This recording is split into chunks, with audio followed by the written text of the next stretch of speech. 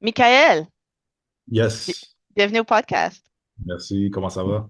Ça va. Je suis tellement excitée de finalement parler avec quelqu'un d'assurance. T'as pas idée à quel point je cherche pendant des années un courtier en assurance dommage. En assurance des personnes, il y en a beaucoup, mais en assurance dommage, C'est c'est plus rare rare. dans nos parages. Ça va bien? Ça va super bien. Ça va super bien. Je suis ravi d'être là. Écoute, je vois par ton sourire que tu es contente, donc ça fait plaisir. Ouais. Vraiment. Écoute, je vais essayer de prononcer ton nom de famille. Toya Gula? Tu l'approches. Michael Toyangoula, courtier en assurance dommage des particuliers chez OVC Assurance. All Je dis right. à tous mes clients que vous pouvez appeler Mike, c'est beaucoup plus simple. All right, Mais Mike. parfait, parfait. On va y aller avec Mike, c'est bon. Je vais peut-être te bombarder de questions aujourd'hui. J'espère que tu es prêt. Je suis prêt. Je suis prêt. On va Ben, en mettre. premièrement, j'aimerais savoir c'est quoi ça mange en hiver un courtier en assurance dommage parce que ça, tu sais, c'est pas quelque chose qu'on rencontre tous les jours. On rencontre, tu sais, des gens qui travaillent pour des cabinets d'assurance comme ou ce que juste comme un prêteur, comme moi j'ai fait affaire dans le passé. Mais toi, tu es un courtier. Hein? Exactement. Toi, tu es un courtier. Donc, dis-moi comment ça fonctionne. Dans le fond, un courtier en assurance dommage, ça a des similarités à être un agent pour une compagnie d'assurance. Par contre, étant courtier, on est, tu sais, 100% indépendant d'une certaine façon. Moi, je travaille pour un cabinet de services financiers indépendant qui s'appelle OVC Assurance. Mhm. Puis, tu sais, pour un peu, genre, segway dans une question que tu pourrais avoir, c'est dis-toi, au Québec, il y a une trentaine d'assureurs. On a accès OK. à trois d'entre eux, que ce soit des assureurs directs ou des grossistes. OK, ouais, il y a une trentaine d'assurants au Québec. Il y Puis en a toi, 30. Ouais, on a il y en accès a 30. à Puis vous avez accès à combien? 23. 23 des 30. OK. 23 assureurs grossistes au Québec All pour la right. compétition. Puis, justement, étant courtier, justement, notre but, ça va être on a un rôle déontologique où est-ce que notre but, c'est non seulement d'offrir des perspectives en assurance pour nos clients, mais aussi d'être en mesure de leur expliquer les protections de la meilleure façon possible. Et ça, c'est quelque chose qu'on prend en cœur chez OVC, dans le sens où mes clients, quand ils m'approchent, moi, je travaille seulement dans tout ce qui est auto-habitation, vu que je suis un courtier au particulier. Il y a une OK. différence avec les courtiers au commercial. Eux, ils vont justement travailler avec directement les entreprises, que ce soit des PME ou des plus grosses entreprises aussi. Puis je te dirais que de un, l'usage d'un courtier, c'est la capacité d'un courtier à pouvoir te magasiner sur le marché, donc trouver la meilleure offre pour toi. De deux, un courtier a l'obligation de t'expliquer les meilleures protections et de trouver ce qui est plus avantageux pour toi. Ça, c'est une obligation déontologique qu'on a. Donc, il y a un aspect légal dans la profession qu'on doit respecter. Puis, troisièmement, c'est aussi un service plus direct dans le sens où quand tu vends une maison ou tu achètes une maison, peu importe, tu peux faire affaire avec un courtier qui va tu sais, t'écouter, comprendre tes besoins, essayer de trouver le meilleur deal pour toi. Et bien, c'est la même chose en assurance. L'assurance, c'est une facture que tu sais, les gens voient de mois en mois, mais quand on parle surtout de l'assurance maison, je pense que c'est important de faire affaire avec quelqu'un qui va t'écouter, mais qui va aussi s'assurer que le bien le plus important dans ta vie est bien protégé. Mhm. C'est ça OK. que, ouais, Fait que toi, c'est les autos et les maisons. C'est ça que toi, tu assures. Puis, exactement. Ouais. mais à ton cabinet, ils font vraiment plus. Fait que j'imagine comme comme tu dis, la PME, l'entreprise. Mais mettons si c'est un bateau, est-ce que toi, tu peux faire ça? Oui, moi, je peux faire ça OK. aussi. Je dirais que c'est pas le marché dans lequel je me spécialise. Par contre, tu sais, je suis transparent. On a plusieurs courtiers qui se spécialisent là-dedans, dans tout ce qui est véhicule, tu sais, tout ce qui est maritime, aussi véhicule, tu sais, de plus loisirs aussi. Donc, on offre ça aussi. Que ce soit pour les VR, les bateaux, tu sais, les vannes, peu importe, on est en mesure de faire ça aussi. OK. Fait que toi, dans le fond, avec tes 23 assureurs, tu magasines ça, puis tu parles avec le client, tu essaies d'établir ses besoins, puis là, tu y trouves le meilleur assureur pour ce que lui veut, ce qu'il cherche, là. Exactement. Pour qu'est-ce que lui veut, puis aussi en fonction du risque qu'il présente. Donc, des OK. fois, je dirais que ce qui est intéressant, c'est que les gens veulent des choses, mais ils ne peuvent pas nécessairement les avoir. Qu'est-ce que je veux dire par là, c'est que un client va t'amener à te faire une soumission pour une assurance de sa maison. Puis justement, le rôle d'un courtier, c'est de t'informer sur, hey, si ta maison a été bâtie en telle année en fonction des composants de ta maison, alors le marché d'assurance va te traiter comme ça. Voici, tu vas parler tout à l'heure de certains facteurs aggravants qui font augmenter le prix de l'assurance. Je vais pas trop donner sur le podcast, mais tu comprends, on va en parler bientôt là, à Mhm. quelques minutes. C'est ça, tu sais, notre rôle, c'est d'avoir cette conversation-là transparente entre le client t'amène pour bien sûr trouver une offre la plus avantageuse, mais nous autres, c'est non seulement ça qu'on doit faire, mais aussi vraiment t'éduquer, voire t'informer sur comment tu devrais être assuré de la meilleure façon possible. Puis je pense que c'est ça la nuance. Étant courtier, une chose qui est importante de faire selon moi, c'est toujours penser à le niveau de protection du client, pas seulement au prix. Tu vois ce que je veux dire? Définitivement, définitivement. Parce que oui, ah, c'est super, ça me coûte juste 30 pièces par mois ma maison, oui, mais comme c'est quoi les protections? Fait qu'effectivement, c'est tous des produits différents. Puis vous allez trouver pas juste le meilleur prix, mais le meilleur produit, j'imagine, Exact. au prix qui convient. OK. Ça, je commence à comprendre. Fait que là, il y a combien de. C'est quoi les gros joueurs? C'est quoi les gros assureurs au Québec? Y en a-tu comme un top 3 ou. Au Québec, il faudrait que j'analyse justement le top 3. Mais au Québec, de ma mémoire, Intact Assurance, un des plus gros joueurs. Mhm. Desjardins, IA, Desjardins? IA, IA, Industrielle Alliance, très gros Mhm. joueur aussi. Mhm. Généralement, les gros joueurs directs qu'on appelle, c'est les banques qui offrent de l'assurance. Donc, Comme Desjardins, TD. TD, RBC aussi. Nous autres, on ne fait pas affaire avec les directs. Donc, OK. justement, les 7 sur 30 donc, auxquels on n'a pas accès, c'est les Desjardins, c'est les IA. Donc, c'est des compagnies d'assurance qui sont compétitives, qui sont aussi en Mhm. mesure de faire de l'assurance aux particuliers et aux ménages du Québec. Mais nous, on n'a pas accès à eux. Donc, nous, on fait affaire avec les Intact Assurance, l'Unique Assurance, Echelon, Economical, Wawan SA, Promutuel aussi, qui est très populaire. On a accès à ces compagnies-là qui font affaire avec des courtiers. Cooperator? Cooperating, c'est un direct aussi cooperating. C'est un direct. OK. Ouais. All right. Parfait. Euh, mais la plupart du monde, tu me disais que quand ils t'appellent, ça commence souvent par l'assurance auto. L'assurance auto, je te dirais, ça dépend vraiment dans quoi, en tant que courtier, tu te spécialises. Tu sais, je fais beaucoup de comparaisons au secteur immobilier. Tu sais, dans l'immobilier, il y a des gens qui vont se spécialiser dans tu sais, la vente de maisons, de plex, de bungalows, peu importe. C'est un peu la même chose en assurance. Tu sais, donc, quand tu as une niche de clients puis tu as une certaine réputation, les gens souvent t'appellent pour de l'assurance automobile.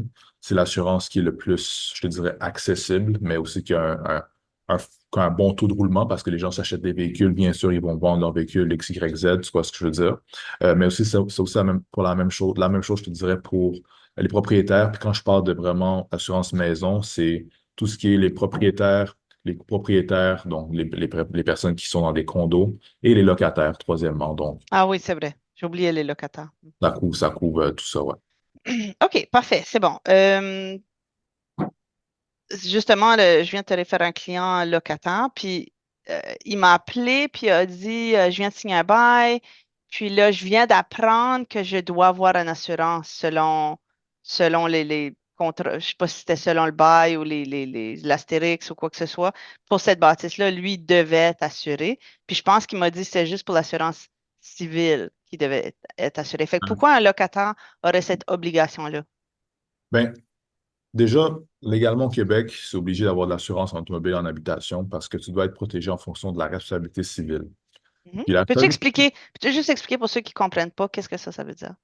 Dans le fond, la responsabilité civile, moi, j'aime ça faire référence à une phrase que mon père m'a toujours dit, c'est genre, ta liberté s'arrête où la mienne, elle commence. Puis qu'est-ce que je veux dire par là? C'est que la RC ou responsabilité civile, c'est une des protections les plus importantes en assurance parce que ça va te protéger contre des sinistres, des choses qui pourraient se produire, qui sont soit par ta faute ou parce que tu es impliqué, mais tu n'as pas nécessairement fait exprès. Je te donne un exemple. Si on va dire, lui, dans son logement, il cause des dommages au building de où est-ce qu'il est. Donc, dommage d'eau, il y a une fuite, il laisse l'eau couler, peu importe. Ça coule, ça descend sur les 3 étages en dessous. Tu comprends ce que je veux dire? Puis les dommages sont évalués à 750 000 sur le bâtiment. Eh bien, tu as l'assurance du bâtiment, donc du propriétaire du Ouais. bâtiment, Mhm. qui peut couvrir. Par contre, vu que le sinistre, excuse-moi, c'est un sinistre couvert et qui justement implique ton client, monsieur, qui a causé le dommage d'eau, eh bien, c'est sa responsabilité civile qui va rentrer en jeu pour justement couvrir ce 750 000 $-là. Et c'est pour ça que le standard, c'est une responsabilité civile à 2 millions de dollars parce que ça va couvrir les dommages qui vont être causés sur tu sais, ta propriété, mais surtout être en mesure de couvrir les dommages causés aux autres, que ce soit autres quand je parle d'autres entités personnelles telles que justement d'autres gens comme toi, des entreprises ou même peut-être la propriété de la ville de Montréal ou de où est-ce que tu habites aussi. OK, OK. Fait que ça, je suis un petit peu moins dans le marché locatif, là. Fait que, est-ce que ça, c'est obligatoire en tout temps quand tu es locataire d'avoir une assurance civile? Euh, à ma connaissance, c'est pas obligatoire. Ça dépend vraiment de où est-ce que tu habites. Il y a des gens qui sont locataires qui en ont pas. OK, Quand tu es propriétaire, c'est obligatoire. Par oui. contre, c'est recommandé parce que justement, tu te protèges contre. Si jamais il y en a pas et qui causent des dommages à autrui, qui sont évalués à des centaines de milliers de dollars, tu comprends il y a pas beaucoup de monde qui est dans leur compte chèque qui ont 500 000 dollars et plus. Non, des locataires, souvent, ils ont peut-être Exact. Mais donc, l'assurance de la bâtisse, fait que, mettons, je suis pas propriétaire, j'ai une bâtisse, il y a un dommage, mon assureur pourrait me refuser une réclamation parce que l'assureur peut prouver que c'était la faute du locataire? Tu parles de si tu es propriétaire de la bâtisse, donc là, Hmm. tu fais partie du syndicat des copropriétaires, puis un de tes locataires a un sinistre, ben, tu pourrais faire un recours contre le locataire, justement. OK. Comme l'assureur va le couvrir, parce que bien sûr, toi, tu gardes ton assurance. Par Mhm. contre, la compagnie d'assurance, il y a des grandes chances qu'elle puisse poursuivre euh, la personne qui est responsable du sinistre pour des dédommagements, puis justement, un remboursement. OK, là, OK, ça fait du sens. C'est juste Ouais. que souvent, ils n'ont pas de sous, fait que c'est un La peu compliqué. dimension, la, la dimension que ça, tu sais, aussi la dimension que ça prend, c'est que euh, de l'assurance locataire, c'est très peu dispendieux en Mhm. assurance. On ne le savent pas, OK. mais c'est très accessible pour la grande majorité des gens. Donc, c'est Peux-tu un me petit donner une fourchette, à peu près? fourchette, je te dis, c'est très anywhere entre 30 puis 80 dollars par mois, même des fois moins. Les gens peut-être peuvent payer 25 dollars. Il y a deux OK. choses qui affectent. De un, justement, la société civile que tu vas payer, mais aussi ce qu'on appelle ton montant de biens meubles. Donc, pour les locataires, l'aspect focal, si je peux dire, de l'assurance locataire que tu pourrais avoir, c'est juste ta protection par rapport à tes biens meubles. Donc, OK. dans le logement que tu loues, couvrir les choses qui t'appartiennent. Donc, ton Ouais. ordinateur, tes électroménagers, ton sofa, tes vêtements. Puis je te dirais que le standard par rapport au montant de protection pour ça, c'est entre 25 et 30 000 dollars par personne. Ça augmente vite, les gens ne le savent pas, mais quand on parle de couverture pour les biens meubles, c'est tout ce qui est, même les vêtements sont inclus. Donc, si Ouais. on va dire si les choses partent en feu ou tout est inondé puis tout doit être remplacé, eh bien, combien ça coûterait à l'assureur de te redonner exactement tout ce que tu as, brand new, comme neuf. C'est ça l'assurance de bienvenue. Puis le prix que tu m'as donné, tu sais, entre 25 à 80 dollars, c'est pas juste l'assurance civile, ça inclut les biens meubles. Exactement, ça OK. inclut. Ben, et tu sais, c'est quand même plus commun qu'on le pense, hein, des sinistres, parce que je connais au moins trois personnes dans ma vie qui étaient locataires qui ont tout perdu d'un feu. Ah, t'as vu, c'est commun, c'est triste quand ça arrive, bien sûr, parce que moi, j'en ai pas beaucoup autour de moi, mais souvent, c'est ça le game de l'assurance, c'est justement, c'est t'assurer contre le mot si. Tu vois, vraiment le mot SI, si quelque chose arrive, si un feu arrive, c'est là que tu vas être content d'avoir de l'assurance et d'être protégé. Absolument. Pas juste Absolument. de valeur des choses. OK, fait que c'est beau. Puis j'imagine aussi l'assurance civile, si on parle d'exemple, là, t'as pas bien déneigé ton escalier extérieur, quelqu'un glisse chez toi, ton assurance responsabilité civile, je pense, couvrirait un dommage aussi Ça en dépend, cas ça dépend. d'accident. Là, on rentre plus dans tu sais, les particularités justement des protections. Euh, ton assurance pourrait couvrir, en fonction de ces normes et exclusions, un dommage causé à une autre personne, que ce soit en habitation ou en assurance automobile, surtout quand ça cause des dommages corporels. Il y a des possibilités que ton assurance puisse le couvrir, mais encore, ça dépend c'est quoi, parce que il y a aussi des exclusions. OK. Donc, il y a aussi, j'aimerais ça, je l'ai sur le bout de la langue, j'ai envie de te le dire, mais la personne qui est assurée a aussi l'obligation de traiter son assurance puis son logement avec une certaine approche. Donc, si l'assureur est en mesure de prouver qu'il y a une négligence, il ne va pas te... Mhm.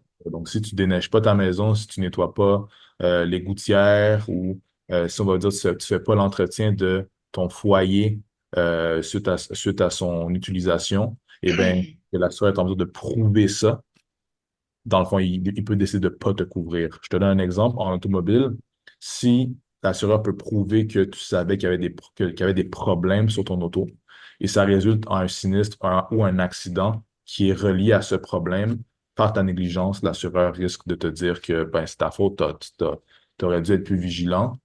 On va pas te couvrir, on va te couvrir en partie pour le dommage qui a été causé, tu comprends? OK. Bon, c'est bon à savoir. Il ne faut pas être négligent dans la vie. Non, exact. All right. OK. Fait que rentrons. Merci beaucoup. Ça résume très bien. Maintenant, j'ai des questions plus pointues par rapport à des cas spécifiques, surtout dans mon secteur où j'œuvre, dans l'ouest de Laval, l'ouest des Basses-Laurentides. Puis, ma question numéro un, je dirais, a tout rapport avec les zones inondables. Parce que j'ai beaucoup d'acheteurs qui me contactent, ils voient une maison vraiment pas chère, fait qu'ils m'appellent, sont tout excités. Puis là, il faut que je leur dise, ah, ça, c'est dans la zone inondable. Fait qu'un des problèmes, c'est, bon, est-ce qu'on est à risque? Des fois, on n'est pas vraiment à risque parce qu'on est peut-être, mettons, à Sainte-Marthe-sur-le-Lac, qui a été inondé, mais maintenant qui ne devrait plus l'être. Donc, mais il y a d'autres sections qui on est dans une zone 100 ans, zone de grand courant. Je sais que les cartes des zones inondables vont changer à cet automne, fait que ça va changer un peu. Mais comment les assureurs traitent tous ces différents scénarios-là? Oh, ça, c'est zone de faible courant, donc c'est pas tant à risque pour les inondations. Ici, c'est juste sur la limite. Ici, c'est vraiment, ça a été inondé plusieurs fois. Ici, ça a été inondé, on est à Sainte-Marthe, mais là, il y a une digue. Fait que, comment, qu'est-ce que vous faites quand vous recevez ces dossiers-là? Où c'est que vous envoyez ça, là? À quel assureur? Puis c'est quoi les options? Je te dirais, il y a plusieurs options, puis je vais répondre à ta question en le séparant en deux. De un, il y a la perspective des assureurs, comment eux vont traiter, tu sais, les zones inondables. Puis de deux, comment un courtier va répondre aux besoins d'un client qui se trouve dans une zone inondable. Tu sais, les deux peuvent être séparés. Premièrement, quand on parle de comment un assureur va traiter la zone inondable, ben, il va se fier aux mêmes, tu sais, données que le consommateur, je te dirais, a accès. Donc, justement, le gouvernement du Québec, tu sais, il donne des rapports par rapport aux zones inondables d'année en année. C'est des rapports qui sont émis, tu sais, à la population, mais aussi, tu sais, qui sont couverts dans les médias. Aussi, chaque assureur vont se fier à la fréquence de sinistres qu'ils ont par secteur. Donc, les assureurs vont savoir que dans la zone de Montréal, si on prend le quartier de Rosemont-Petite-Patrie, voici le sinistre qui est le plus propice d'arriver, justement au prorata de comme le nombre de personnes qu'ils assurent. Et c'est un peu la même chose dans l'histoire inondable. Donc, ils vont pouvoir voir selon leurs statistiques propres à eux, dans cette zone-là, tu sais, qui sont les gens qu'on assure, combien de maisons on assure, combien on fait des réclamations dans ces dernières années, justement, pour justement des dommages causés par l'eau. Puis par la suite, l'assureur va s'adapter, adapter son offre et ses exclusions par rapport au risque que représentent ces maisons-là. Je te donne un exemple. Si justement dans une zone proche de toi, il y a, tu sais, il y a eu des inondations graves et il y a eu un haut taux de réclamation dans la zone, eh bien, des assureurs qui peuvent décider que comme non, on ne peut pas faire dans cette On touche zone-là. pas à ça. Ouais. On peut t'assurer, par contre, il va y avoir des exclusions sévères, des exclusions ou des limitations sévères par rapport aux dommages causés par l'eau. Ou sinon, ils vont te demander peut-être une inspection très complète de justement quel genre de protection sont inclus dans ta maison, clapet anti-retour, toi, je te dis des choses comme ça, pour mitiger le dommage que l'eau ferait à ta maison. Tout ce que je veux dire, ils vont t'exiger des choses comme ça. Le courtier, de l'autre côté, si un client m'appelle puis tu sais, dans une autre inondable, dans le fond, nous autres, c'est très simple. Le processus, on va faire la soumission avec lui, on va analyser son risque. Puis en fonction des risques qu'il présente, surtout par rapport à la zone inondable, c'est des éléments qu'on va référer. Donc, quand on parle d'éléments à référer, c'est des choses que, avant de confirmer une prime au client, puis de lui expliquer les protections, on va collecter l'information, on va le soumettre à l'assureur et on va le représenter à l'assureur pour le risque qu'on présente. Donc, pense bien, je me compare pas à un avocat. Tu sais, le métier d'un avocat, c'est un métier qui est très complexe. J'ai beaucoup de respect pour ce métier-là, mais c'est un peu la même dynamique, si je peux dire. Donc, si tu m'appelles, toi, Chantal, t'es comme, hey, Mike, j'ai ce problème-là, tu sais, j'ai eu un sinistre en dégâts d'eau en 2 fois dans les 3 dernières années.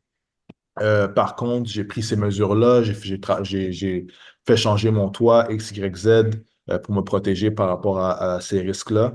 Eh bien, quand tu sollicites les services d'un courtier, qu'est-ce qui est intéressant, c'est que moi, je prends ta version des faits, je prends ta déclaration et ensuite, je vais aller parler justement à mes 23 choix et ceux que, justement, qui sont le plus propices à accepter ton risque, qui sont bien sûr mieux adaptés pour qu'est-ce que tu présentes aussi, et dire, ma cliente, Chantal Vaillancourt, habite à telle adresse, voici le statut de son dossier en assurance habitation. Puis, quelles sont les exigences que vous avez par rapport à son secteur puis au risque qu'elle présente et justement, et quelles sont les exclusions, quelles sont les protections et finalement, quelle est la meilleure prime que vous pouvez lui offrir en fonction de ce qu'elle présente. OK. Je pense que j'ai tout compris. Fait qu'il y a certains assureurs que ça va être non, on veut rien savoir. Exactement. D'autres, ça dépend. Donc, toi, tu formules un beau dossier d'avocat là, que tu présentes, tu dis, voici le dossier, mais depuis la dernière inondation, le vendeur, il a mis une membrane Delta. Il a mis une nouvelle sump pump avec batterie, avec génératrice. Il a levé sa maison, il a fait une fondation neuve, puis il n'y a plus personne qui vit dans le sous-sol. Il y a, c'est ça, là, fait que tu montres tout ça. Puis là, eux peuvent dire, OK, parfait, basé là-dessus, on va assurer en cas de dommages, inondation jusqu'à tel montant peut-être, mais ça va Exact, coûter tant de plus par mois à cause qu'on assure pour de quoi qu'on n'a pas assuré chez le voisin, desserrer plus loin, j'imagine. exact, exact. Juste faire attention à que ça lui coûtera tant de plus. OK. Bon, il n'y a pas de montant qui est vraiment rajouté comme l'assureur va pas, OK. ça va pas être comme, ah, normalement, l'assurance maison te coûterait 1 500 par année, mais à cause que tu es prône à avoir des dommages d'eau, on va te rajouter 600 dollars. C'est juste, en fait, ils vont juste mettre tout dans le même package d'emblée. Donc, ça, c'est Oui, vraiment. mais le calcul. Et le Dans, calcul de dans ça. ton montant total, tu as quand même une partie qui est plus. Ça va être plus élevé qu'une maison qui n'est pas en zone inondable. Bien sûr, bien sûr, bien sûr, ça va être plus vite. Puis tu peux le voir avec le breakdown justement des protections, mais tu sais, le calcul interne qui est fait par rapport à la rentabilité de pouvoir assurer une maison par l'assureur, c'est bien sûr quelque chose auquel on n'a pas accès. Et c'est ça un peu, c'est ça OK. le. Fait que c'est vraiment du cas par cas de ce que j'entends. C'est comme, tu- je te donne une adresse, tu peux pas dire oui ou non. C'est comme, ben, il faut soumettre le dossier avec toutes sortes d'explications sur Ouais. le risque de cette maison-là, là. C'est du cas par cas, mais qu'est-ce qui est drôle aussi, c'est que c'est du cas par cas, mais pas vraiment parce que souvent, le cas que tu as vécu, ça a été aussi le cas d'une autre personne. Donc, c'est rare que vraiment il y a une personne au Québec qui a vraiment vécu cette chose-là. C'est rare que tu es la seule personne qui a vécu cette situation-là. Il y a des grandes chances que les courtiers en assurance comme moi et les souscripteurs des compagnies d'assurance ont déjà assuré euh, et vu justement des gens dans ta situation et ils ont eu à présenter des solutions, tu comprends? Donc, Ouais, ce que je veux dire par cas, c'est une maison à Sainte-Marthe, une maison à Laval-Ouest, puis une maison à Fabreville, ah auraient oui, peut-être toutes des caractéristiques différentes par rapport au risque de bien l'inondation. sûr, Fait bien que sûr. c'est ça que je veux dire. C'est pas parce que les trois sont en zone inondable que les trois sont égales aux yeux des assureurs. Alors oui, dans ça, je comprends. Puis c'est vrai que c'est pas comme je te dirais que tu sais, dans l'assurance, il y a des milliers de facteurs qui affectent une prime. Je peux même pas te les énumérer tellement que Ouais. c'est, Ça, c'est la c'est- job des souscripteurs, dans le fond. ouais, C'est mais ça leur job. même eux, même eux, ils ont des guidelines Ouais. générales et ensuite, ça devient plus complexe qu'il y a des lignes de souscription aussi. C'est un courtier aussi, une chose qui peut aider, c'est si tu appelles une compagnie d'assurance, tu vas être en première ligne de souscription. Nous autres, bien sûr, on travaille avec ces compagnies d'assurance-là, ce qui fait en sorte que si jamais, tu sais, toi, tu reçois un refus, ça m'est déjà arrivé que, justement, le client tu sais, ne sachant pas nécessairement expliquer la situation ou, Hmm. tu sais, de vraiment se représenter de la meilleure façon, c'est là que l'apport d'un professionnel devient intéressant parce que nous autres, on va savoir comment bien traiter le sujet avec l'assureur, Ouais. et la situation, puis ensuite te donner plus de chances de, tu sais, avoir une prime avantageuse si tu fais accepter ton risque pour l'assurance. La chose que je voulais dire, par contre, pour revenir sur l'autre sujet, c'est que, tu sais, des fois, on pense que les compagnies d'assurance, c'est comme des géantes compagnies, comme tout le monde. Mais non, c'est pas le cas. Comme on a parlé au début, il y a des plus grosses compagnies que certaines. Puis des fois, la capacité à un assureur de t'offrir une assurance, c'est juste par rapport au fait que si c'est rentable pour lui ou non. Tu sais, si tu es un fidèle client d'une compagnie d'assurance qui est un peu plus petite, ou du moins que certaines comme encore à l'interne, je ne peux pas m'exprimer sur les opérations internes d'une compagnie d'assurance au Québec, mais Des fois, il y a des secteurs ou des secteurs d'un marché spécifique qui n'est pas rentable pour un assureur, mais qui le sera pour l'autre parce que c'est un plus gros assureur, puis il peut faire ce sacrifice-là d'accepter les clients dans une certaine situation, tandis que l'autre ne peut pas. Puis c'est aussi simple que ça. Je te donne comme et l'exemple le plus simple à expliquer, c'est les maisons d'une certaine valeur, de haute valeur. C'est pas tous les assureurs qui peuvent les assurer parce que pas tous les assureurs ont la capacité d'assurer une maison qui vaut 20 millions. Tu vois ce que je veux OK. dire? Donc, c'est plus, puis bien sûr, vu que c'est moins rare une maison qui vaut entre 400 000 puis 800 000. Alors là, justement, tu auras un marché qui est plus large, mais dépendamment de ce que tu présentes, tu sais, il y a la rentabilité qui rentre en compte. Certains assureurs vont juste pas présenter une offre dans certains secteurs juste parce que pour eux, c'est pas rentable à ce point-là de OK. leur, euh, de leur OK. entreprise ou de leur année. Right. Ça, c'est votre job. Dans le fond, quand nous, on appelle, on n'a pas besoin de savoir tout ça. Vous savez juste où mieux diriger le client Exact- potentiel. Ah ah. Exactement, ouais, ouais. Euh, 100%. est-ce que ça se peut qu'une maison est assurée? Mettons, on revient à la zone inondable. Une maison est assurée par le propriétaire occupant, actuel plutôt. Puis là, il veut vendre sa maison. Est-ce que c'est automatique que le prochain acheteur pour cette propriété-là puisse avoir la même assurance que le propriétaire actuel? Il aura jamais, il y aura jamais exactement la même assurance. OK. Parce que la première chose, c'est la personne que tu représentes, donc toi-même, ton dossier de client en assurance, il est différent. Puis je te dirais, les premières choses qui affectent sur là, c'est ton âge, où est-ce que tu habites, ton expérience en assurance, justement, tu sais. Même en habitation, là, pas juste en auto, en habitation. Absolument. L'âge va affecter. Absolument. OK. L'âge, puis aussi, plus particulièrement, l'expérience en assurance. Ce que je veux dire par là, c'est que si on va dire, tu prends deux acheteurs. Toi, tu as ta maison depuis 20 ans. Tu as deux choix d'acheteurs. C'est un acheteur qui a 25 ans, ça serait sa première assurance maison et son premier achat. Tandis que l'autre personne, il y a eu une autre assurance au sein de la même compagnie pendant 15 ans et tout s'est bien passé, puis il n'y a jamais rien eu X, Y, Z. Eh bien, les deux peuvent avoir les mêmes protections, mais ils ne vont pas avoir la même assurance en tant que telle, parce qu'ils vont bien sûr, ils risquent très probablement de ne pas payer le même prix.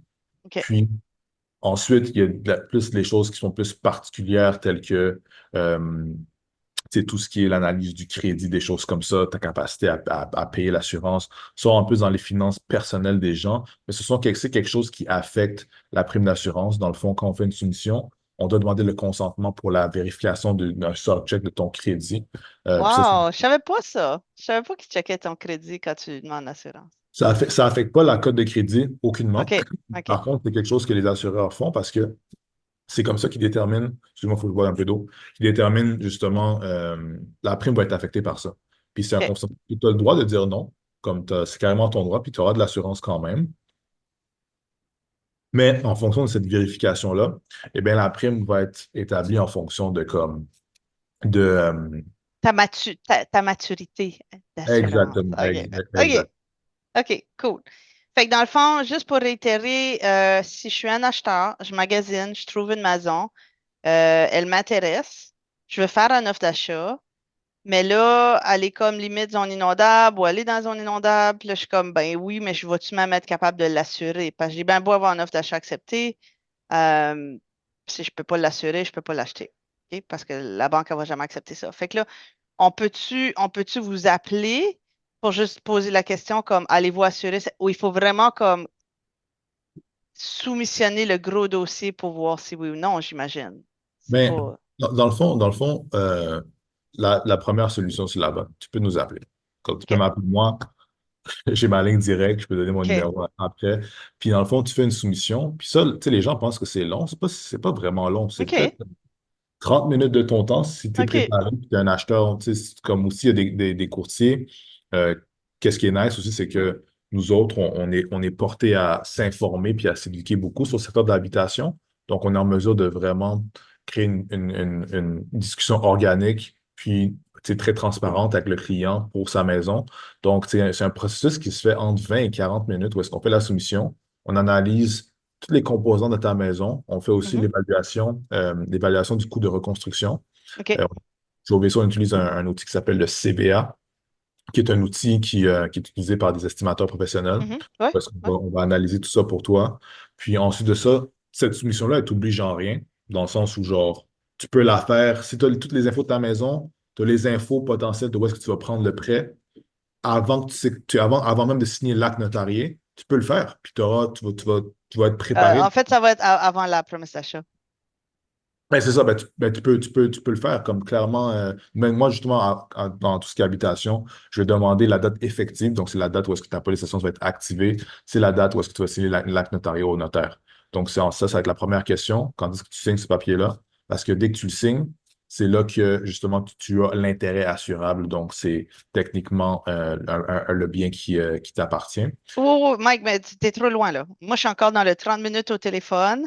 Puis combien de temps avant que j'ai une réponse affirmative ou négative? Ah, C'est OK, des ben, jours, des semaines? honnêtement, non, non, non, non, ça peut être dans la même. Honnêtement, combien de temps, si, dans la meilleure situation, là, si on parle avec un client qui est vraiment comme, qui est dialed in, là, il est locked in, il connaît toutes les infos de sa maison, puis il connaît ça, tu comprends, puis Mhm. c'est un nouvel acheteur, on va dire, mais que comme la maison, elle a moins de 30 ans, on peut avoir la réponse durant l'appel. Comme à la fin de l'appel, je te mets en attente, je te donne la réponse d'immédiat on the spot. Si des fois, C'est toi qui tranches ou comme t'as une ligne directe avec un souscripteur qui te dit non, oui ou non? ben non, ben où est-ce qu'on travaille, on a accès on a un système de tarification OK, à l'interne, où est-ce qu'on peut voir, tu sais, justement les offres des assureurs et on va vous les présenter. Déontologiquement parlant, on va vous en présenter trois ou OK. la plus compétitive. Puis, on peut justement vous donner justement le prix. C'est suite à la soumission qu'on a fait parce que notre système, dans le fond, il est relié sur les assureurs. On a accès à voir qu'est-ce que l'assureur te chargerait directement. OK, Et OK, OK. Je te donne un scénario parce que je suis ailleurs, OK? Je suis ailleurs. J'ai une maison à, on va dire Laval-Ouest, OK? Parce qu'il n'y a pas de digue à Laval-Ouest, OK? Fait qu'il y a une maison bâtie en 1950 à Laval-Ouest, dans le creux de la zone inondable. L'acheteur ne connaît pas bien sa maison. Il t'appelle. Tout ce qu'il y a, c'est la déclaration du vendeur, il y a la fiche descriptive. Bon, il a posé des questions, il t'appelle. Il passe 30, 40 minutes avec toi. Il sait pas, peut-être qu'il ne sait pas toutes les réponses. Fait qu'il faut qu'il rappelle le vendeur. Fait que bon, il répond à toutes tes questions. Combien de temps après cet appel-là, est-ce que vous pouvez trancher si oui ou non vous allez être capable d'assurer? euh, puis combien ça va coûter? C'est plus ça ma question. J'aurais dû être plus spécifique. Non, t'inquiète. Ça, c'est le contraire de la situation que l'exemple que je t'ai donné. Exact. Honnêtement, la la vraie réponse, c'est ça dépend. Mais anywhere, je dirais une semaine, ça peut se faire à l'intérieur de une semaine si le client me donne les réponses que OK. j'ai besoin. À peut-être 3 semaines, ça dépend ensuite de comme justement le timeline que tu as. Ou si on est flexible, dans le sens où si on va dire tu achètes la maison ce vendredi, puis tu as beaucoup d'éléments à référer comme ça, eh bien, une analyse complète peut être faite. Le client, justement, si le client se prépare à payer des frais d'honoraires, des choses comme ça, on peut faire l'analyse, puis les réponses, si elles sont données à l'assureur, on va avoir la réponse de la prime. Ça coûte combien? Je ne pourrais pas te dire. Je ne peux Ouais. pas m'aventurer sur un risque que, justement, je n'ai pas aucune info dessus. Mais c'est un délai raisonnable, selon moi, où est-ce que la chose qui va plus affecter la capacité d'avoir un prix, c'est juste, premièrement, les informations auxquelles tu as accès durant l'appel. Et une fois l'appel fini, si tu avais toutes les informations que Ouais. j'avais besoin dans le fond. Des fois, Non, je ça comprends. arrive que le client m'appelle, on fait la soumission, tu sais, ça se passe tout bien, on s'entend super bien ensemble. Puis il y a certaines questions qu'il ne connaît pas la réponse. Il n'y a pas de problème. Je t'envoie une liste par email. Tu Ouais. fais tes recherches, tu me reviens. Une fois que j'ai ces informations-là, c'est là que j'appelle les souscripteurs, puis on te revient avec justement Ouais. avec la prime. OK. Fait que dans le fond, c'est là où c'est un peu compliqué parce que souvent les vendeurs, ce qu'ils me disent, c'est, garde, moi, je suis assuré. Fait qu'il n'y en aura pas de problème pour l'acheteur. Moi, j'ai une assurance, mettons, contre l'inondation ou quoi que ce soit. Fait qu'ils prennent pour acquis que c'est automatique pour le prochain acheteur. Mais je pense que de ce que tu m'as expliqué, c'est pas tout à fait le cas. C'est pas automatique. C'est pas automatique, c'est pour ça que c'est recommandé de faire la soumission avant, parce que les protections de un ne veut pas dire que ce sera les protections de l'autre. Moi, je Ouais. te dirais que c'est plus c'est important, en fait, de justement analyser ton propre risque, de Ouais. présenter à l'assureur avant de faire quoi que ce Puis de soit. pas présumer que, ah, ben, il est assuré, puis c'est correct, vont m'assurer moi aussi. Eh ben, exact, exact. Tu peux pas présumer. C'est ce que des fois aussi, ça peut arriver que un client, que ça fait longtemps qu'il est dans une compagnie, aura certaines protections ou des accommodations qui ont été faites dans son dossier à lui, Ouais. mais que ça soit, et qui paye lui un prix parce il y a une ancienneté, puis il y a, je te donne un exemple très, très simple. Ah, moi, pour ma maison, je paye 125 pièces d'assurance par mois. La personne arrive, nouvel acheteur, il fait une soumission, puis il paye 275 par mois. Là, tu es comme, hein, comment ça se fait que l'autre payait 125 dollars? Ben, l'autre, peut-être il t'a pas dit, mais il y avait peut-être aussi trois véhicules, son véhicule à lui, celui de sa femme, Right. celui Right. de son Il y a enfant. un package, là. Ça donne un rabais multipolice, tu comprends ce que je veux Ouais. dire? Peut-être qu'il y Ouais. a un excellent crédit, peut-être que comme Ouais. ça fait 10 ans qu'il est avec le même assureur, puis Ouais. comme il y a le meilleur des deals, il y a le rabais discrétionnaire le plus avantageux Ouais. qui lui a été présenté. Donc, c'est des choses de même C'est qui ça. appellent vraiment, Fait que c'est bon parce que souvent, je me fais demander par les acheteurs de savoir combien les propriétaires courants payent pour l'assurance, puis avec qui ils sont et tout ça. Puis, c'est comme tu dis, ça dit pas toute l'histoire. Fait que c'est pas, oui, on peut poser la question, mais ça vaut ce que ça vaut. On connaît pas tout le reste qui vient avec. Fait que exact. c'est toujours mieux de faire une nouvelle soumission indépendamment de ce que le propriétaire actuel. Puis Et surtout, qui sait, un autre point que j'ai pensé, qui sait ce que le propriétaire actuel a déclaré à ses assureurs? et ça, c'est l'autre aspect que j'allais te mentionner justement. Ça, c'est le truc le plus important qu'un courtier, un des trucs les plus importants auxquels un courtier fait face, c'est le nouveau client qui vient te parler, puis que tu fais la soumission avec lui, puis il dit qu'est-ce qu'il y avait dans son contrat qui a été fait en 2019. OK? C'est une bonne idée, tu vas aimer ça. Donc, ah ouais, moi, je suis assuré depuis 2019 avec telle compagnie. Voici mes protections. Mon coût de reconstruction est à 400 000 telle chose, j'ai tel montant de biens meubles, mes franchises sont à tel. Le secteur de l'immobilier puis de tout ce qui est, tu sais, tout ce qui est habitation change d'année en année drastiquement. Il y a beaucoup de facteurs qui affectent l'habitation des gens. Puis le prix que tu vas payer la maison, le prix d'entretien de la maison, il y a énormément de choses qui affectent. C'est la même chose en assurance. Donc, souvent, quand on va faire la nouvelle soumission, c'est important de faire la mise à jour de tes Mise à protections jour, ouais. et de regarder est-ce que je suis encore assuré pour les bons montants en fonction de justement un coût de reconstruction qui est pertinent par rapport au coût des matériaux de ma maison aujourd'hui, Mhm, en fonction du secteur dans lequel je me trouve. C'est quand on parle je pense que le mot c'est la gentrification. Une maison qui dans certains secteurs il y a une quinzaine d'années ne vaut pas la même chose que étant dans le même secteur aujourd'hui. Si on va dire il y a plein de nouveaux développements autour de toi, ça fait en sorte que ton quartier une plus-value, donc la valeur de ta maison a augmenté par le fait que comme le quartier est devenu plus contingenté, ben, ou du moins populaire, si je peux dire, à travers le temps. gentrifié. Mhm, Gentrifié exact. mhm, Puis ça affecte le coût de reconstruction. Les matériaux affectent aussi. Tu comprends ce que je veux dire? Il y a tellement de facteurs qui affectent, donc c'est ouais. important de faire cette mise à jour-là le plus possible. OK. OK. Fait que si les acheteurs écoutent puis ils veulent acheter dans une zone d'inondation, recueillez le plus d'informations possible et appelez Mike. Pauvre Mike, il va avoir plein de dossiers de zone inondable. Mais c'est la seule façon de vraiment être certain, même avant de faire une promesse d'achat, ou peut-être, je dirais, dans le processus de la promesse d'achat, peut-être. Si vous voulez acheter une maison en zone inondable, c'est correct, là, c'est votre Ouais, choix. Mais c'est un facteur que vous allez devoir dealer avec ça, là, vos assurances. Fait ouais, que il faut que ça fasse partie de vos conditions dans votre promesse d'achat. euh, de pouvoir assurer la maison. Puis 100%. pas se fier à la police qui est actuelle. Non, aucunement exact. Ça se peut-tu, juste dernière question, puis là, on parlera plus de zone inondable, là. Mais est-ce que ça se peut qu'un propriétaire soit dans la zone inondable, euh, puis que son assureur est pas au courant? Parce que ça fait tellement longtemps qu'il est là, puis ça fait tellement longtemps qu'il est assuré. Puis tu sais, il y a eu quand même beaucoup de changements depuis 2017.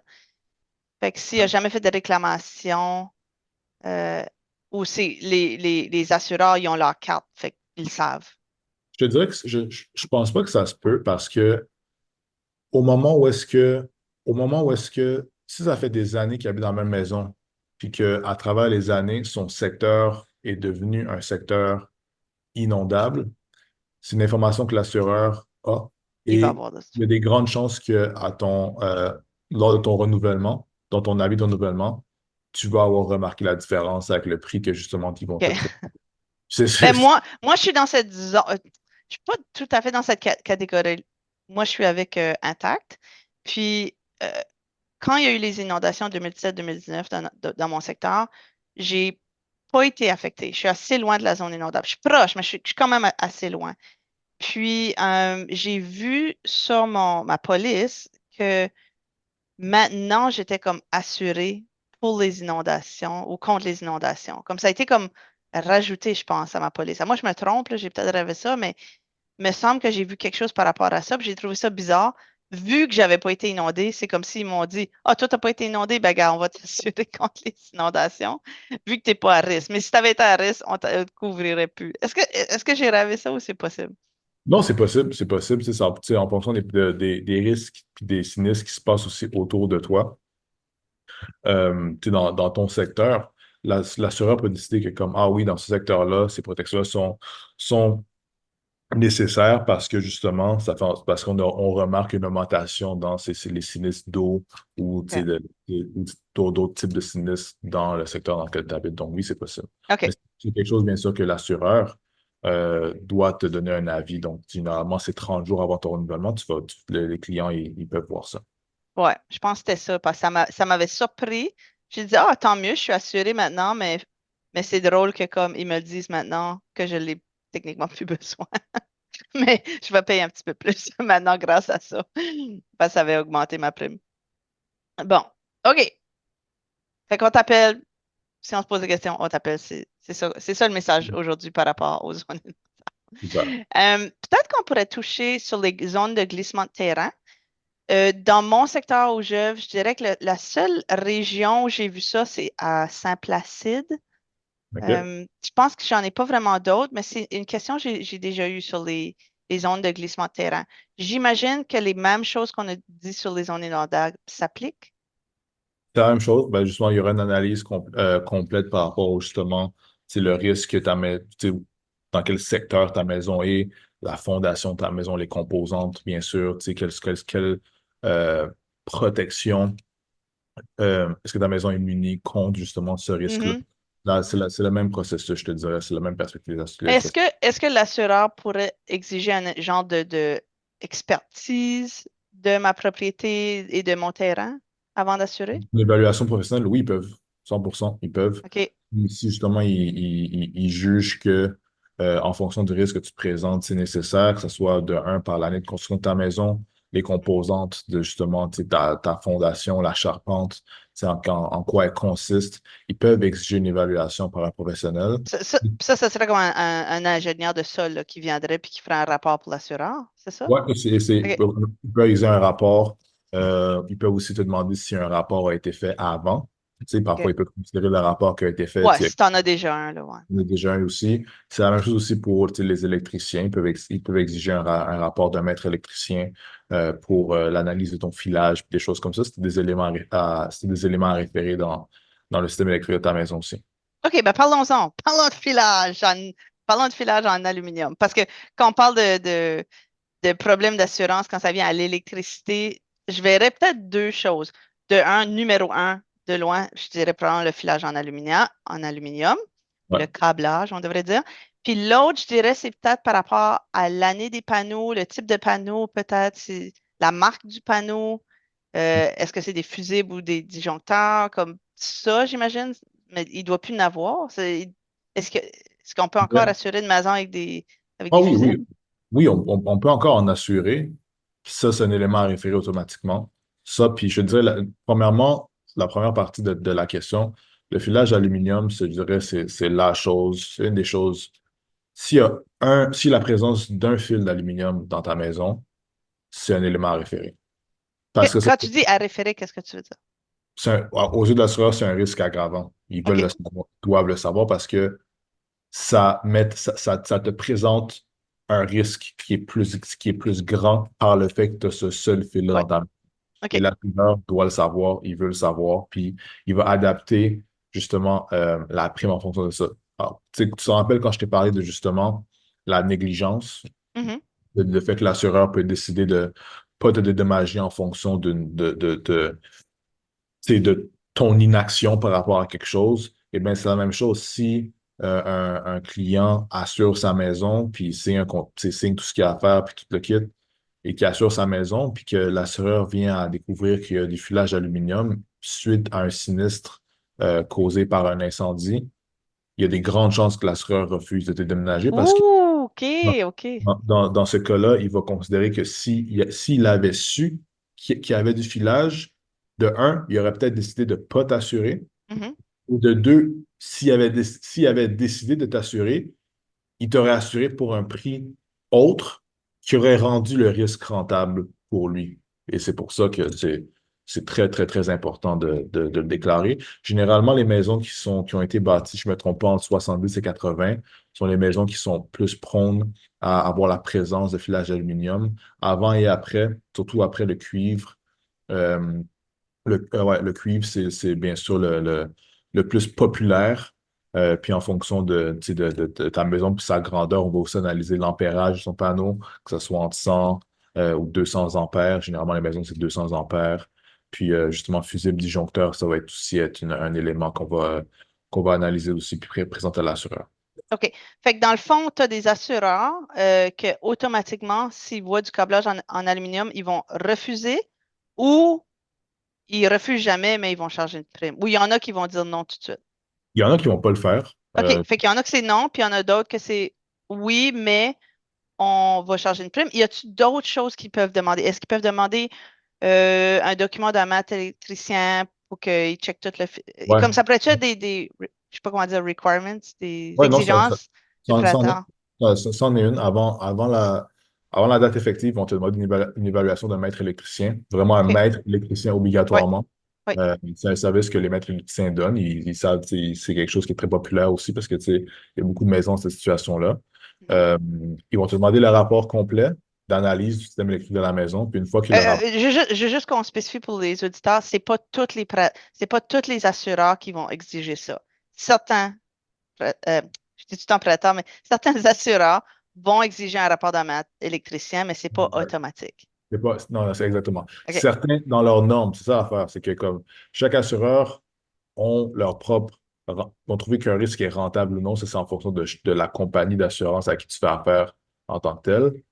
Et dans leurs normes de souscription, donc justement, dans qu'est-ce qu'ils acceptent, quelles sont les exigences auxquelles le client doit répondre pour avoir de l'assurance, vu que les normes dépendent de chaque entité commerciale, donc chaque compagnie, justement, il y a peut-être un assureur qui va accepter le filage d'aluminium en considérant que tu vas payer une surprime, mais peut-être que l'autre va demander, ah, on te l'accepte, par contre, on demande que tu fasses une évaluation pour l'année qui suit. Tu OK. comprends? Est-ce qu'ils vont tous charger une prime, tu penses, s'il y a du câblage en aluminium? Est-ce qu'ils vont tous Ouais, te charger un peu plus cher? ouais, ça sera plus cher. OK. Parce à un moment donné, on avait une maison à vendre, puis on avait appelé trois différentes compagnies. Une avait dit non, une avait dit oui avec une prime, puis je pense que la troisième avait dit oui, mais pas de surprime. Mais peut-être j'ai mal compris, là. Selon mon expérience, il y a des grandes chances, je te dirais, il y a des grandes chances que oui, que tu payes un peu plus Ouais. cher. Après, encore une fois, Mais tu sais, combien plus cher? On parle pas nécessairement des centaines de dollars, là. C'est pas. non, ça dépend de chaque compagnie, mais tu sais, la situation que vous avez vécue, tu sais, oui, il y a dépendamment de certains assureurs, il y en a qui vont dire, ah non, c'est correct, ça ne nous dérange pas dans ce secteur-là. OK. Euh, c'est ça, c'est vraiment, S'ils n'ont jamais eu de réclamation. Parce que pour les auditeurs, si vous voulez acheter une maison avec du câblage en aluminium, allez écouter mon podcast avec Sébastien où ce qu'on explique vraiment plus sur pourquoi les assureurs aiment plus ou moins le filage en aluminium. Mais ça ne veut pas dire que c'est une mauvaise chose dans une maison. C'est juste ça qu'il faut comme faire la nuance. Du filage en aluminium, c'est pas mal. ouais, C'est juste que les gens font une mauvaise utilisation du filage en aluminium. Par exemple, ils vont changer les prises, puis ils vont mettre des prises qui ne sont pas compatibles avec du filage en aluminium et ils font des rénovations d'électricité eux-mêmes. Puis c'est ça, tu sais, on parlait de négligence tantôt, c'est ça qui augmente les risques d'incendie, mais c'est pas comme nécessairement le filage qui est pas bon, Exact, nécessairement. exact. Fait que allez écouter le podcast si vous voulez plus d'informations sur le pourquoi, mais au moins, aujourd'hui, on a appris que oui, il va probablement avoir une petite surprime sur le fait que l'Amazon a ça. Exact, ouais. OK. OK, je pense qu'on en a assez parlé, là. Les gens, ils peuvent juste t'appeler s'ils ont d'autres questions. 100%. OK, good. On va en parler 2 secondes, vraiment pas vite, parce que j'ai eu un cas cette année où on avait une pipeline de gaz, de pétrole, OK. à Sainte-Marthe-sur-le-Lac. La pipeline passait sur le terrain, sur le coin du terrain. Puis on a appelé Intact pour savoir s'il assurait. Puis la réponse était non catégoriquement. Puis je pense que la propriétaire ne l'avait jamais déclaré. Je OK. pense qu'elle ne l'avait jamais dit. Fait que ça, c'est un cas, si on parlait tantôt de peut-être que tu es assuré, mais peut-être que tu n'es pas assuré parce que tu n'as pas tout dit à ton assureur. C'est ça. Faut que tu aies cette obligation-là de le dire. Ben, pas l'obligation, bien sûr, il y a des gens qui ne se sentent pas obligés, qui ne vont pas le faire, tu comprends?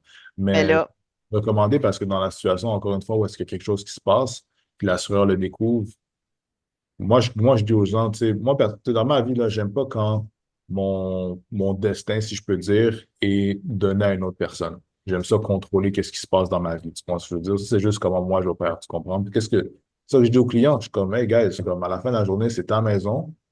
À ma connaissance, c'est vraiment un achat important, tu comprends? Tu veux pas qu'une autre personne prenne la décision si tu es protégé ou pas. Juste, juste dis ce que tu as à dire au début, puis on va trouver une solution. Il y a une solution pour toi out there. Tu comprends ce que je veux dire? mhm, Mais mhm, dans la situation, encore une fois, où est-ce que quelque chose se passe, tu sais, ça serait poche que tu te ramasses dans une situation fâcheuse comme ça. mhm, mhm, Mais encore une fois, c'est to each his own. Tu sais, mhm. je suis courtier, je suis pas nécessairement j'oblige les gens à rien. Tu comprends ce que je veux dire? Ouais, non, je comprends. Mais tu vois, dans ce cas-ci, j'avais des acheteurs pour la maison. Eux, ils ont appelé Intact, je pense que c'était, ils ont appelé Intact. Intact a dit non. Fait qu'eux, automatiquement, ils ont dit, ben, on n'achète pas la maison. Mais s'ils avaient appelé Mike, Mike aurait peut-être dit, ben, gars, j'ai quatre prêteurs, j'ai tout en prêteur par habitude. J'ai 4 assureurs qui peuvent couvrir cette maison-là, puis voici combien ça va coûter. Puis là, il aurait pu prendre une décision un petit peu plus éclairée, je pense. Un peu s'éclairer, puis aussi, tu vois, l'autre aspect qui est important à mentionner, c'est que puis aussi vu que je représente pour les courtiers, c'est rare. Mais il y a des situations où est-ce que la solution il y a des solutions où est-ce que le risque va pas être accepté. C'est des choses qui arrivent. Ça arrive rarement, mais ça peut arriver. Tu comprends? Quand t'es un client normal, c'est aide-toi, donne-toi les outils nécessaires pour, fight that fight, si je peux dire. Parce que ce que je veux dire par là, c'est que en faisant affaire avec un courtier, tu fais affaire avec une personne qui a l'obligation de répondre à tes besoins. Pas seulement parce que, genre, toi et moi, on s'entend bien, mais je vais pas te donner le service seulement parce qu'on s'entend bien. Parce que je suis obligé de le faire. J'ai une bannière, je représente une entité commerciale, mon nom est attaché à une profession qui, m'oblige à faire certaines choses d'un point de vue légal. Donc, tu fais avec un courtier pour justement t'aider dans cette situation-là, quelqu'un qui va chercher pour toi, qui va connaître l'assurance, puis qui va, tu sais, parler aux assureurs directement, qui va te représenter pour aller justement leur parler, puis être comme, hey guys, voici le risque de Chantal, comme, qu'est-ce qu'on peut faire pour elle? Tu vois ce que je veux dire? Tandis que si t'es là, puis tu sais, tu dois jongler entre ton chiffre, puis tes enfants, puis appeler l'assureur, puis X, Y, Z, tu comprends ce que je veux dire? Comme c'est là que justement ça devient plus tough, puis que tu ne mets pas les chances de ton côté pour trouver, tu sais, la meilleure solution pour toi. Mhm. OK. Fait qu'on sauve du temps, puis on a toutes nos options quand on t'appelle, puis on se fait pas juste dire non. On se fait, Exact. on se fait donner des options. Tu as parlé souvent de ton obligation déontologique. C'est quoi l'orgue ou l'association qui gère, La, la, je, la, je cherche les mots, là, ouais, ouais, je comprends ta question. qui Mais vous La première, supervise. la principale, c'est l'autorité des marchés financiers. OK, c'est ça. Euh, Justement, c'est là justement que les courtiers, on va aller obtenir notre licence. OK. Là, justement, que nos formations, Puis, tu sais, la source de nos connaissances provient, que ce soit par justement les études qu'on doit faire pour faire ce métier, puis justement, tu sais, la licence qu'on doit avoir, qu'on doit renouveler pour être en mesure d'exercer le métier de courtier. OK. Fait que c'est l'AMF. OK. Je pense que je savais la réponse, mais là, je l'avais oublié. All right. Fait que- OK. Fait qu'on a parlé des zones inondables, on a parlé des zones glissement de terrain, fil en aluminium, pipeline. Euh, Quelle autre chose qui peuvent affecter un dossier d'assurance? Mettons, je pense aux achats, tank à eau chaude. Ça revient tout le temps. Ah, la tank à eau chaude a plus que 10 ans. Qu'est-ce qu'on fait? Ouais. Qu'est-ce qu'il faut faire? Il y a deux choses qui me viennent en tête quand tu me poses cette question-là. Je te dirais la première, c'est les composantes plus c'est pointueuses, la tank à eau chaude, les dépendances que tu as autour de la maison, donc tu sais, les piscines, spa, patio, les petits détails comme ça, tu comprends. Euh, Aussi l'usage de ta maison, il y a deux choses. Est-ce qu'on pose une question à chaque client? Est-ce que tu vas effectuer une activité professionnelle ou du télétravail dans ta maison? Activité professionnelle, on parle de si on va dire un ébéniste ou tu étais un soudeur. Est-ce que tu vas souder à la maison? Est-ce que tu es un mécanicien? Est-ce que tu vas faire du travail dans ta maison? Est-ce que tu vas faire du télétravail? Ça fait aussi. Premièrement, pour la tank à eau chaude, eh bien, ça va être un élément à référer dans le sens où euh, tu sais, il y a des grandes chances que toutes les compagnies d'assurance vont te protéger là-dessus. Par contre, si ton chauffe-eau était plus jeune ou aurait été rénové, eh bien, tu risques potentiellement de sauver un peu plus d'argent parce que justement, ce sera un risque qui aura pas à être compensé, si je peux dire. OK, oh, fait que si ma tank à eau chaude a 15 ans, vous allez quand même m'assurer? Tu peux trouver un prêteur qui m'assure? Il oblige pas à la faire changer après 10 ans? Obligation, je n'ai pas entendu parler parce que comme même 10 ans, je te dirais, 10 ans, c'est sûr que c'est un stretch, mais en termes d'obligation, honnêtement, de ma connaissance, j'en ai pas vu. OK, je vais te laisser checker ça après l'interview.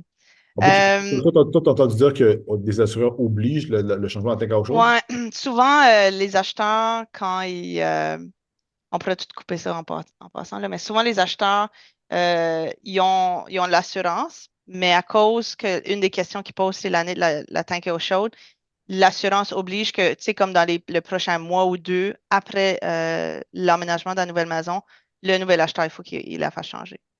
C'est comme un des requirements. Ah, ok, je comprends. Ouais, fait que tu peux checker ça. OK, parlons de télétravail. Fait que ça, c'est de quoi qui est vraiment populaire depuis la pandémie. Ouais. Puis c'est pas tout le monde qui pense à peut-être aviser leurs assureurs que, ouh, maintenant, je suis chez nous puis je travaille de chez nous. Comment ça peut affecter notre police d'assurance? Ça peut l'affecter de différentes manières. De base, ça l'affecte tu sais, ta maison, bien sûr, c'est ton bien, c'est ton toit, c'est là que tu habites, tu comprends ce que je veux dire, mais ça rend aussi, qu'est-ce qui rentre en jeu, c'est comment tu utilises ta maison, c'est quoi son rôle. Si c'est aussi ton lieu de travail, l'assureur va porter une attention particulière à te demander quelle est la nature de ton travail. Donc, est-ce que tu es salarié?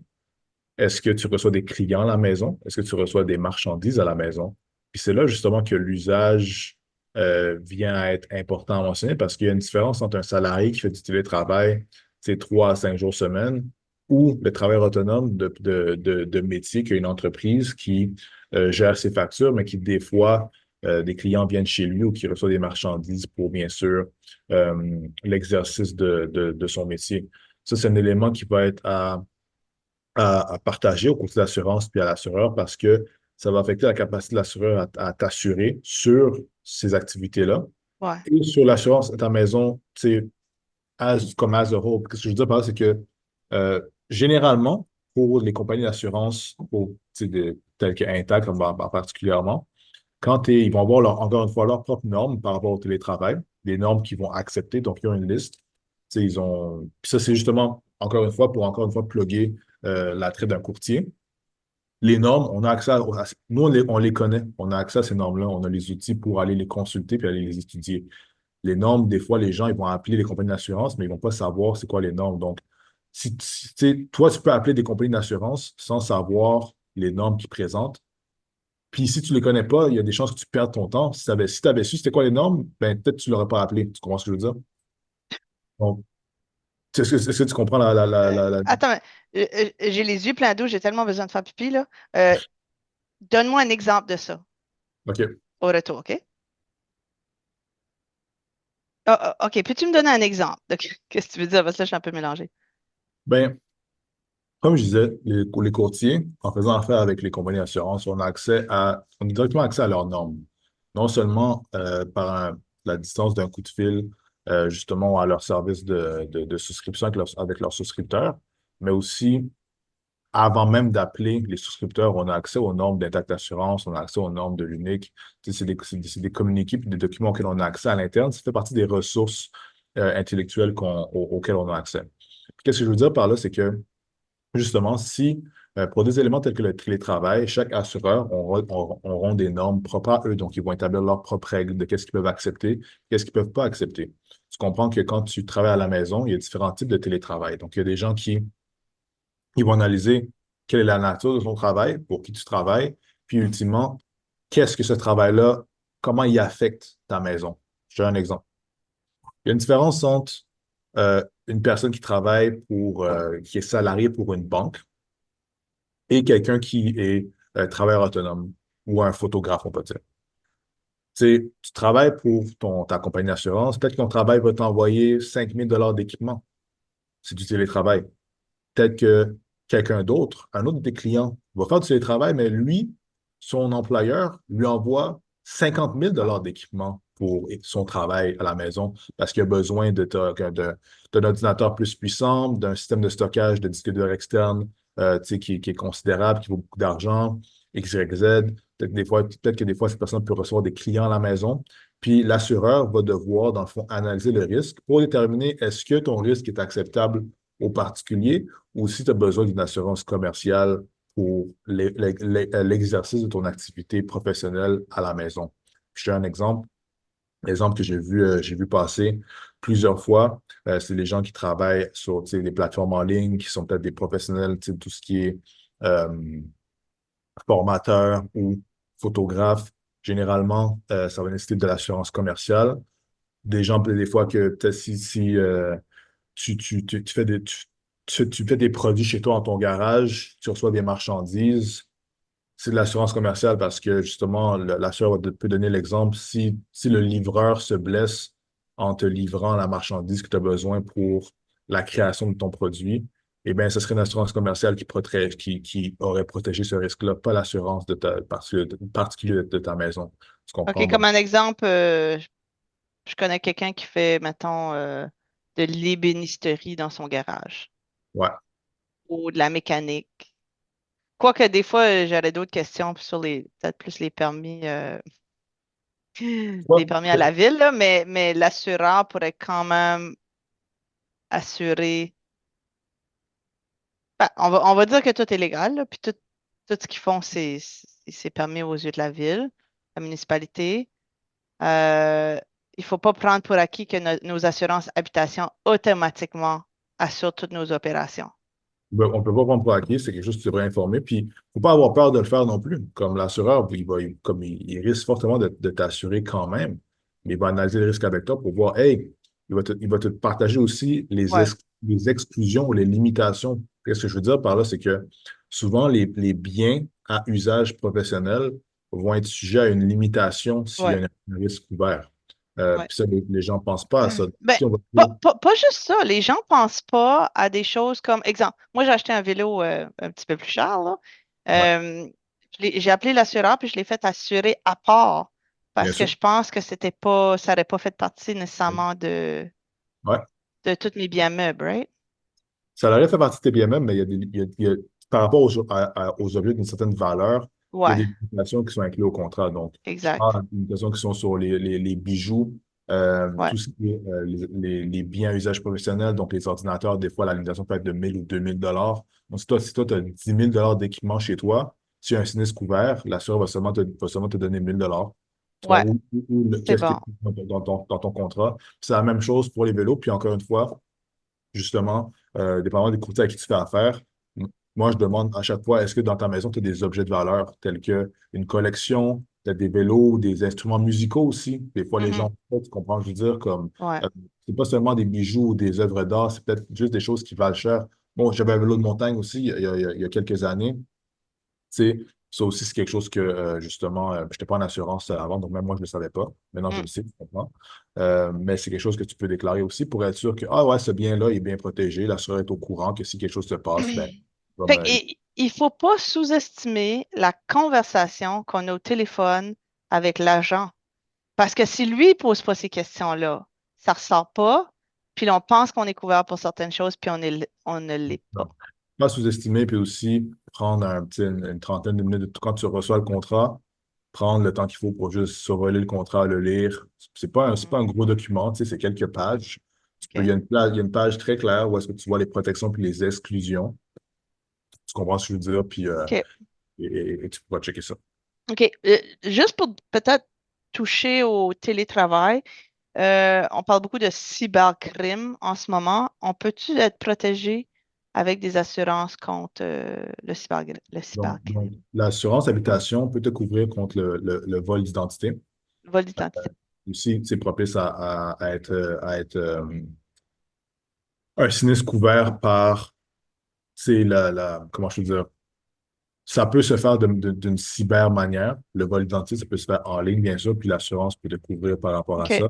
Mais suite à l'analyse et la réclamation, justement, si ça a été effectué par l'entremise de ta compagnie euh, et pas juste de ta personne, la personne morale que tu représentes, Ouais. il y a une nuance à faire. C'est la personne qui s'est volé son OK. identité à cause de, tu as mis ta carte de crédit en mauvais endroit ou c'est complexe. Une analyse poussée doit être effectuée, doit être effectuée. Mais justement, ça provient du secteur de tes opérations dans une entreprise. Et bien là, ça va être l'assurance commerciale de ton entreprise qui va couvrir ça. Parce que C'est ça. tu vas pouvoir faire une soumission Ouais. puis une perspective d'assurance pour cybersécurité. Fait que pas prendre rien pour acquis. Fait que si on travaille de la maison, on est mieux de t'appeler ou d'appeler notre courtier ou conseiller, ou l'agent, pour être certain qu'ils comprennent notre situation très particulière, ce qu'on vit, ce qu'on fait, ce qu'on a, Exact. toutes les activités qui se passent à la maison. Euh, Exact. Puis aussi, ouais, l'autre aspect important, c'est aussi juste, c'est d'un point de vue, d'un point de vue, pour être plus objectif possible, t'informer sur le montant de couverture. C'est aussi simple que ça. Tu sais, le vraiment. vol, c'est une protection qui est disponible, mais à un certain montant, dans certains contrats, tu peux être assuré pour des dédommagements qui vont jusqu'à 25 000 ou peut-être 40 000 dollars. Mais si toi, tu sens que comme, hey, j'ai tu sais, si on vole mon identité, peut-être les frais découlant de ça, si tu sens que ça peut surpasser ce montant-là, eh bien, tu peux demander à avoir une assurance plus importante. Et l'assurance commerciale a des grandes chances que te couvre pleinement avec un meilleur montant pour ce volet, cette réalité-là que tu vis. OK. Bon, je garde ma liste de questions. La dernière qu'on n'a pas couvert, c'est le Moses de clapet anti-retour. Ouais. Qu'est-ce qui se passe avec ça? C'est une question que nous, on a les courtiers. Est-ce qu'il y en a un? Il n'y en a pas un. Chez les gens, pour ceux qui ne savent pas, c'est ce qui empêche les refoulements d'égouts. Parce que des Exactement. refoulements d'égouts, c'est quelque chose qui, comme, on dirait, tout le monde connaît quelqu'un qui a eu un refoulement d'égout. Donc, Ouais. c'est super commun. Le clapet anti-retour, s'il fonctionne bien, il va prévenir ça. Fait que c'est clairement pour les assureurs, c'est une question intéressante de Bien savoir sûr. si on l'a ou pas. Puis moi, ma question, c'est en fait, un clapet anti-retour, by the way, c'est pas quelque chose de super coûteux à installer. C'est peut-être 350, 500 pièces, je sais pas. Mais de ce que j'ai compris, si on n'a pas un, on va avoir une prime de plus. Ça va être un peu plus, ça risque d'être un peu plus cher, effectivement. Tu vois, le capant anti-retour, à ma connaissance, c'est une information qu'on pose aux clients, mais qui n'est pas nécessairement obligatoire de savoir, dans le sens où, dans le doute, on va juste inscrire qu'il n'y en a pas, puis dans la situation où est-ce qu'il y en a un, on va pouvoir le déclarer, puis la prime va être ajustée. Euh, dans ma connaissance, je n'ai pas vu de soumission d'habitation qui était refusée simplement parce qu'il n'y avait pas de clapet anti-retour. Peut-être que c'est possible dans une zone où est-ce que les refoulements d'égouts sont très probables. Donc là, ça fait plus de sens. Puis c'est encore une fois, l'assureur va être en mesure d'analyser les risques et d'exiger l'installation ou Ouais. Un peu comme la tank eau chaude de plus de 10 ans. exact. Comme il pourrait dire, ben, gars, tu me l'installes, puis c'est tout. Ouais, ouais.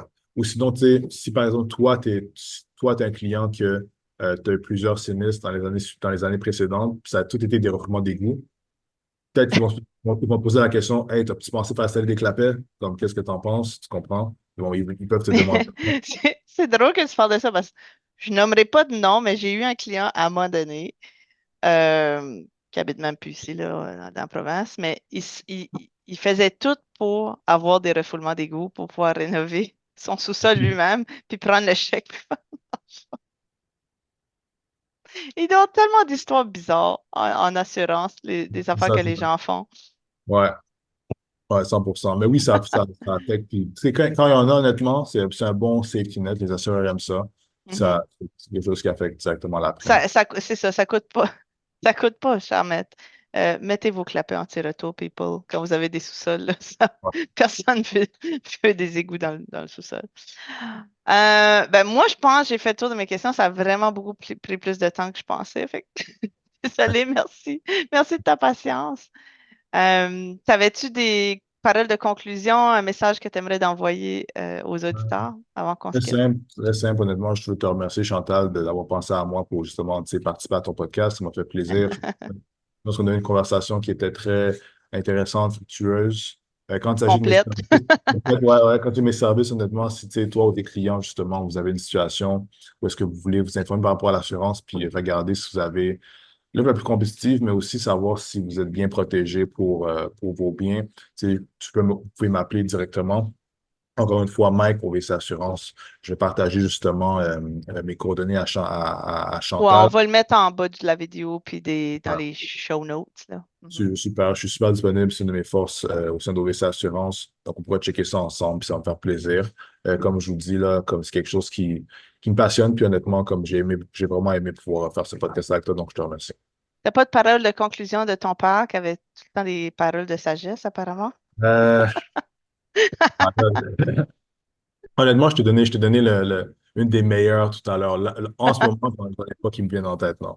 All right, parfait. Fait que si tu, si tu y penses, tu me laisseras savoir. Fait que Parfait. merci beaucoup, Mike, puis on va se voir prochainement dans le Ça, dossier d'assurance. ça fait plaisir, ça fait plaisir. OK. Bonne journée.